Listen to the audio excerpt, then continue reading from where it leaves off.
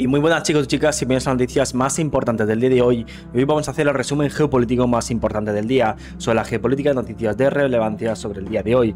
Vamos ahora donde Europa es prisionero de su propio miedo a Rusia. En el gran tablero de la geopolítica mundial, Europa se encuentra en una encrucijada existencial, atrapada entre su idealismo de posguerra y la cruda realidad de un mundo en constante cambio. El viejo continente parece cada vez más esclavo de un relato que él mismo ha perfeccionado: el miedo a Rusia. Esta narrativa, si bien anclada en agravios históricos y amenazas tangibles, amenazas con condenar a Europa en un futuro de dependencia estratégica, crisis económica y una profunda irrelevancia en la escena global. La actual guerra en Ucrania ha sido el catalizador que ha llevado este relato a su máxima expresión. La brutalidad de la invasión rusa ha servido como la confirmación definitiva de los peores temores europeos, solidificando una visión de Rusia como un otro existencial. Un imperio revisionista empeñado en destruir el orden liberal que Europa tanto valoró.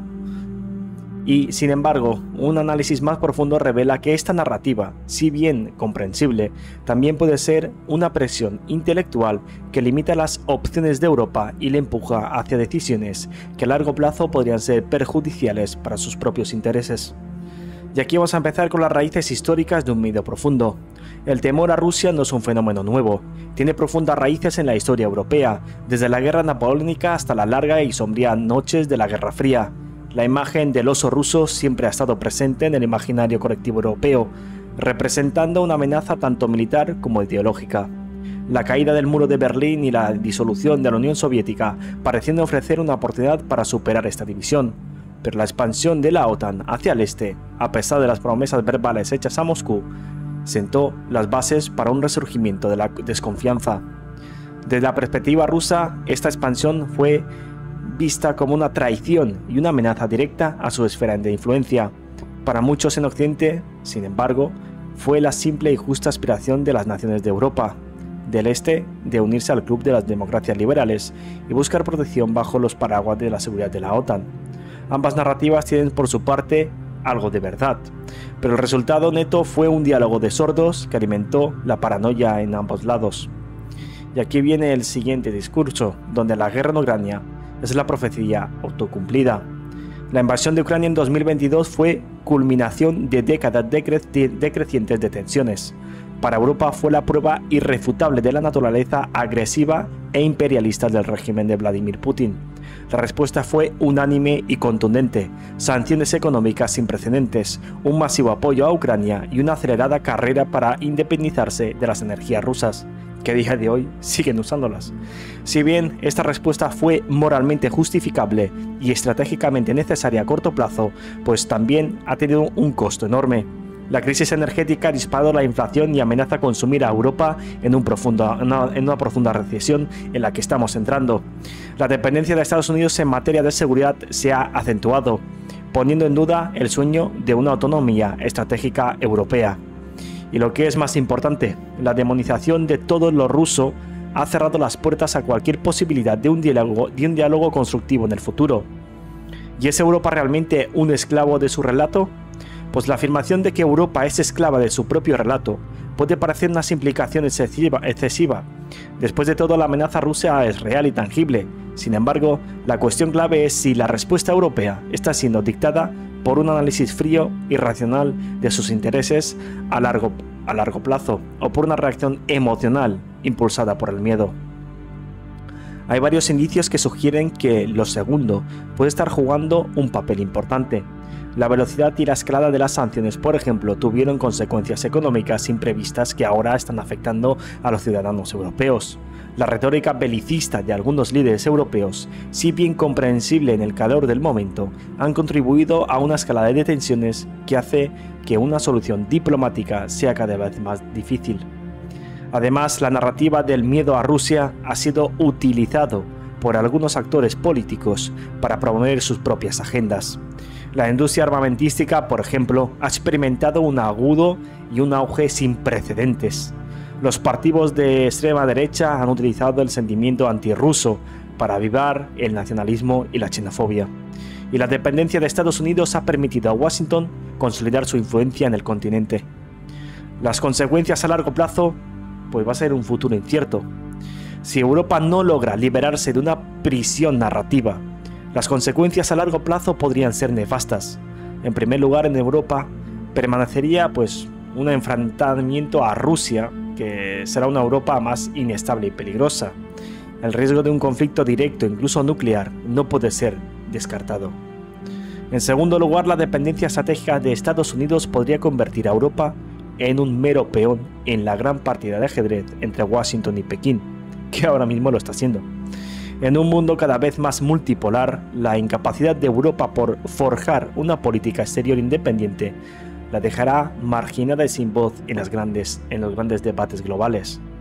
En tercer lugar, la crisis económica derivada de la ruptura con Rusia podría socavar el modelo social europeo y alimentar el descontento popular.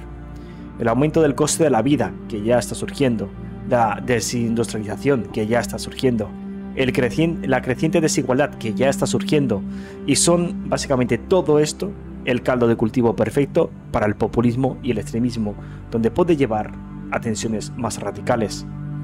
Y a todo esto la gran pregunta es, ¿hay una salida? Superar el relato del miedo a Rusia no significa ignorar la amenaza que representa el actual régimen del Kremlin. Significa más bien adoptar un enfoque más matizado y pragmático. Significa reconocer que Rusia, a pesar de todo, es y seguirá siendo un vecino de Europa, y a que a largo plazo será necesario encontrar alguna forma de consistencia pacífica. Esto requerirá un liderazgo europeo valiente y visionario, capaz de mirar más allá del corto plazo y resistir la presión de los halcones tanto dentro como fuera del continente. Requerirá una inversión masiva en una verdadera autonomía estratégica, tanto en el ámbito de la defensa como en la energía. Y requerirá un esfuerzo concentrado para reabrir los canales de comunicación con la sociedad civil rusa, para no confundir el régimen de Putin con el pueblo ruso en su conjunto. El camino no será fácil, pero si Europa quiere evitar un futuro de declive e irrelevancia, debe empezar por librarse de las cadenas de su propio relato. Debe de dejar de ser una esclava del miedo y empezar a ser la dueña de su propio destino. La historia juzgará si los líderes europeos de hoy están a la altura de este desafío existencial. Que hay que decir que no están a la altura, ni lo estarán. Ni los que vienen, ni los que le vendrán, ni los que están. Estamos hablando de que la Unión Europea está siendo el meme, la risa del mundo. Porque Estados Unidos no se ha reído delante de Europa, vamos, pero en la cara. Rusia se mea encima de Europa. Y el mundo entero se ríe de Europa. Porque somos unos meros títeres, donde aquí los que mandan son los poderosos. En este caso, como ya dije anteriormente, somos la putilla de Estados Unidos. Somos la putilla, literal. Vamos a hacer y haremos lo que nos diga y dicte Estados Unidos. Si Estados Unidos dice que tenemos que hacer A, vamos a hacer A. Si Estados Unidos dice que vamos a hacer B, haremos B. Si es verdad que pueden salir algunos partidos políticos europeos, que los hay, que estén en contra. Pueden salir personas y gente y grupos que estén en contra. Pero el problema es que los que gobiernan y los que están arriba no están en contra. Son simplemente pagados para estar allí. Básicamente Estados Unidos quiere hacer con Venezuela como lo que quiere hacer ahora, es sacar al presidente que hay y meter a algún títere donde ellos puedan controlar el desvío del petróleo. Por ejemplo, a Estados Unidos le interesa tener a Europa controlada, le interesa tener el flanco oriental europeo controlado y le interesa tener a la OTAN ahí para tener a Rusia controlada. Realmente Estados Unidos, hace poco donde Donald Trump surgió un tuit diciendo de que Europa que se arregle, en parte es verdad, pero en parte es mentira, porque Estados Unidos jamás dejará la frontera europea con Rusia y sobre todo esa posición geopolítica y geoestrategia tan importante. Estamos hablando que al fin y al cabo Europa ahora mismo se ve en bragas, se ve desnuda, se ve que no tiene recursos, se ve que ha vivido y ha mamado de Estados Unidos, de la protección y los recursos que le han dado otros países. Mientras no hay guerra, todo el mundo contento, todo el mundo gana.